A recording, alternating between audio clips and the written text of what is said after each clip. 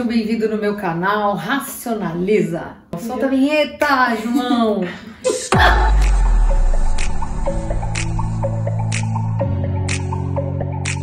Então, estou aqui de novo com Carolina. Lembra a Carolina, gente? Minha nora. Tchan. Oiê!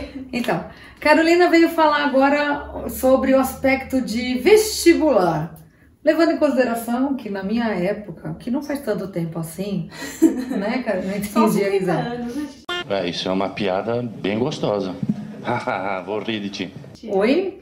Eu não entendo. Não, 50 não, Carolina. Então, no bebê, fui fazer vestibular bebê. Tenho 51, gente. Que absurdo. Então, Carolina vai fazer as perguntas e eu vou responder.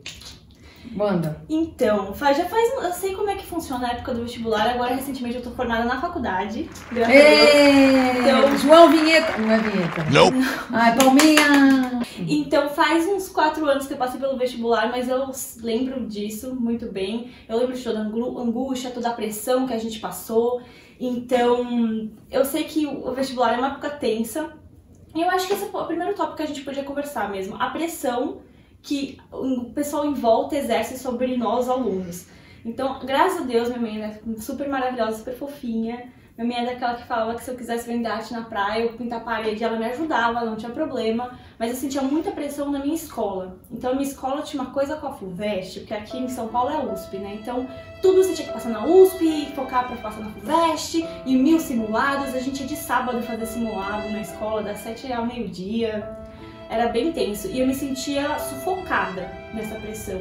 Então eu ficava assim, eu não queria nem fazer USP, eu fiz SPM, eu queria outra coisa, mas você se deixa levar por aquele ambiente, por aquela pressão. Como é que lida com isso? Como é que não se desespera? Tá. Então vamos por partes, né? Primeiro que ela tá fazendo sessão terapia, gente, vocês viram? Começou a falar da mãe, tá, beleza.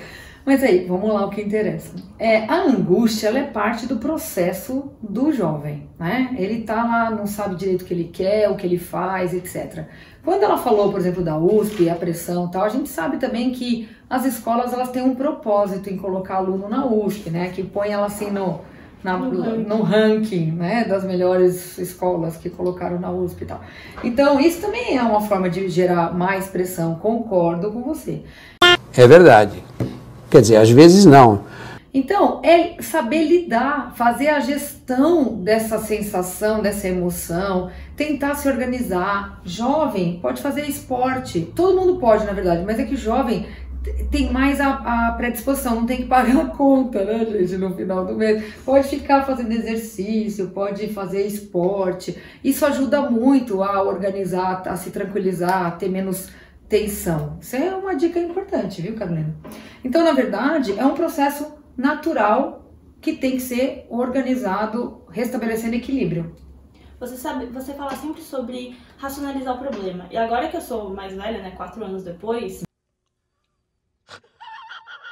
Velha, muito velha. Não falou que eu sou velha, você entendeu? Velha. 4 anos depois, eu já percebi que quando eu tô passando por algum problema, quando tem alguma dificuldade, alguma coisa, eu paro e analiso a situação racionalizando como você me ensinou. Mas, quando a gente é mais novo, tá nessa época de colegial, que tem um monte de coisa acontecendo, então não é só a questão da faculdade, mas a faculdade, a amizade, eu brigava muito com as minhas amigas, tinha aquela coisa de sempre briga com, enfim, coisa de criança. E relacionamento, então sai de relacionamento e termina, então tem muita coisa acontecendo. Como é que a gente organiza toda essa bagunça hormonal e emocional que um adolescente vive? Por que é importante? Porque entra a autocrítica, a capacidade de se perceber.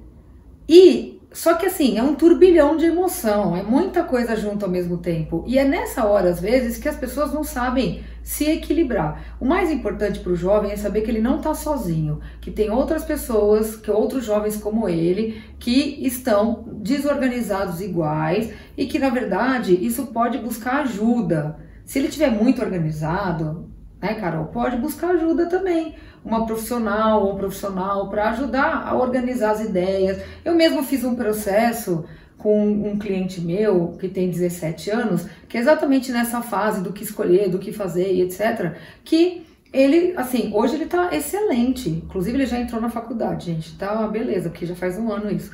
Mas ele tá ótimo hoje, mas eu lembro que no processo o que a gente fazia? Ele não tinha coragem de falar das coisas que ele pensava ou sentia com a mãe dele. Então meio que eu fiquei nesse papel.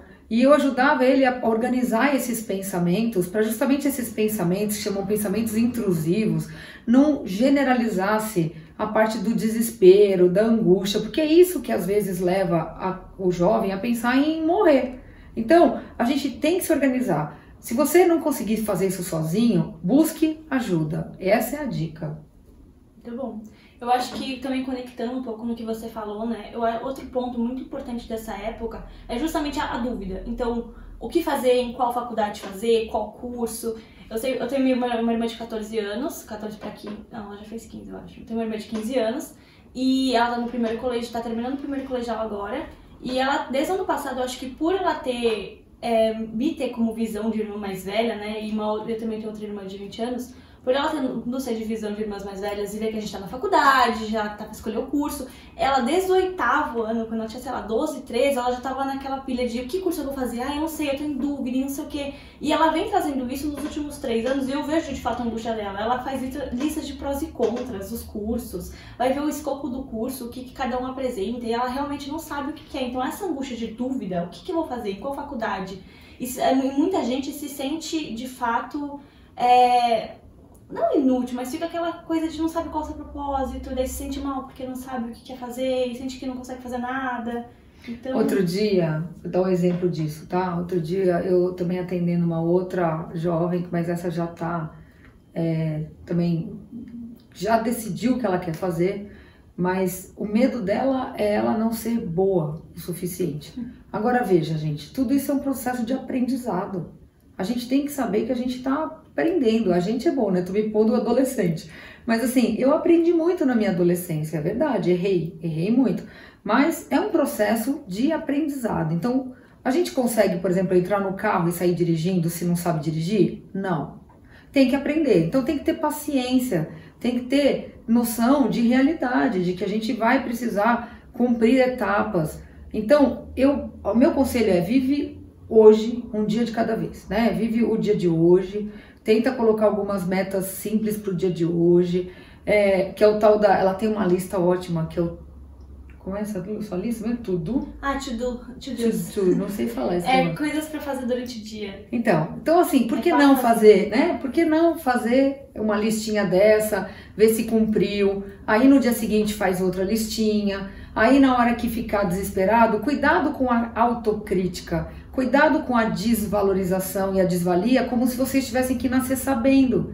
Existe uma, entre aspas, uma arrogância na adolescência que sabe tudo e não sabe nada. Então, na verdade, acha que sabe tudo e não sabe nada. Então, a gente tem que praticar um pouco a humildade, né, nesse lugar, né? Então, uma coisa importante, por exemplo, no exemplo que a Carol deu, né, da irmã dela, é que a irmã dela tem o parâmetro que é a Carol. E acho que é por isso que o fato de ter o parâmetro é que deu uma pilhada nela. Tipo, ela começou a querer olhar para esse lugar antecipadamente, porque normalmente não é assim. E outra coisa, a criança, o jovem, adolescente, ele tem que saber que idade ele tá. Ele tem que saber que o mais velho vai sempre estar na frente. Conectando essa coisa que você falou de vá buscar orientação, você tem toda a razão. Eu me recordei agora que quando eu estava no colegial, a gente tinha uma aula que chamava Projeto de Vida. Basicamente era fofo. Basicamente era um professor que ele ficava lá nos orientando, então fazia aqueles testes vocacionais e ele ficava realmente nos orientando a qual faculdade escolher e qual curso. Então era uma aula que uma vez por semana, tinha várias atividadezinhas que na época eu não via sentido, eu não via sentido porque eu achava que era aula da diversão, sabe? Projeto de vida, não fazer nada. Mas não, de fato, hoje em dia eu enxergo a importância daquilo, porque era uma orientação, ele organizava a gente, então, ele organizava a nossa cabeça. Mas olha que interessante, na época ela achava que não fazia sentido nenhum. Então você vê, às vezes colocar uma coisa antecipadamente numa idade X, que não faz sentido, não vai ter produtividade, né, Carolina? Mas me ajudou muito essa aula. Não, calma, era isso que eu ia falar, que ela não deixou eu terminar, gente. Ela tá um pouco ansiosa, precisa resolver isso, inclusive. Mas veja, não quer dizer que ela não leve isso depois da aula para uma realidade, porque a informação, ela fixa. Aliás, desculpa, a informação, ela fica no cérebro, ela fica.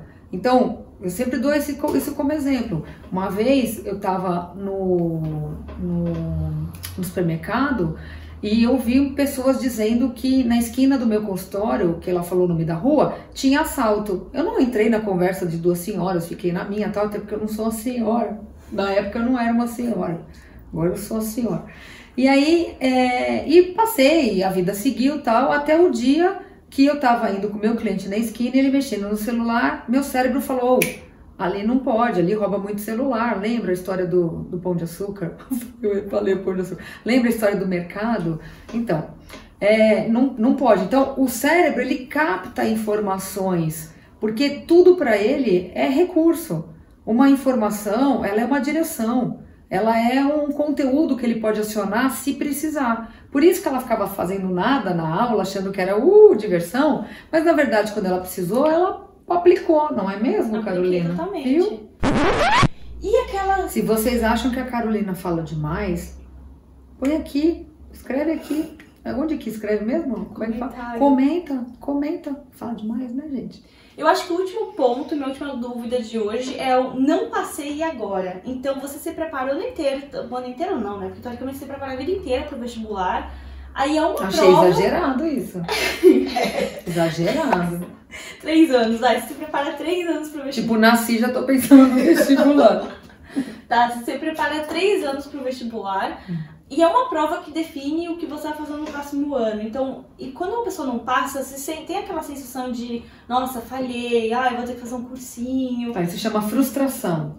Sim, a gente fica frustrada. Como é que a gente lida com esse sentimento de frustração? Então, a frustração, ela é um processo de aprendizado também. A gente vai ter que lidar com o não, né? O não, até porque esse jovem ouviu muito não na infância, apesar de ter ignorado todos os nãos. Então agora é o não verdadeiro, né? É o não que não tem jeito de escapar. Ele vai ter que aprender a lidar com isso. Mas hoje as faculdades, uma coisa legal das faculdades é que elas são vestibular semestral, gente. Algumas, né? A maioria. Então veja, é só 6 meses. Dá para preparar, se preparar mais, não dá para desistir, não precisa desistir. Se prepara melhor e vamos novamente. Vamos tentando, uma hora vai. Né? De repente, às vezes, o não pode até ter gerado a partir de não estar pronto. Às vezes o jovem não está pronto para encarar. Meu filho mesmo, eu posso falar isso, porque é meu filho, ele passou muito jovem na faculdade, ele não estava pronto. Ele foi, quase morreu, voltou, desistiu, ficou 6 meses e fez de novo e entrou no que ele queria. Então assim, apesar que era o mesmo curso, tá? Mas ele não estava pronto mesmo para encarar o negócio de cara. Faculdades diferentes. Entendeu? Então, faculdades diferentes, mas pelo menos ele entendeu, ele estava imaturo. Ele realmente estava imaturo. Então, reconhecer que não é o momento e tentar de novo, super recomendo. E o não faz parte, né? A gente tem que lidar com tantos nãos e isso não pode ser um fator definitivo, porque lembra, tem o dia seguinte, Carolina, tem o amanhã, que é melhor que hoje. Às vezes, né? Quando tudo dá errado. Muitíssimo obrigada pelas ajudas, titia. Ai, gente, que fofinha. Eu espero ajudar mais pessoas. Ai, que altruísta. E eu vou finalizar o vídeo porque você se atrapalha. Então, gostou do vídeo? Comenta aqui embaixo que você quer se ver no próximo vídeo comigo. Curte, comenta, se inscreve, compartilha com os amigos e ativa... Eu já falei curte, titia. Ah, isso não é joinha? É, curtida. Ah, tá bom, desculpa. Tá vendo? Eu tenho que aprender ainda. Ativa as notificações pra toda vez que a Ana Cláudia postar um vídeo, aparecer aí pra vocês ficarem por dentro de tudo. Sim! Então é isso, até o próximo. Tchau, tchau. Tchau, mãe.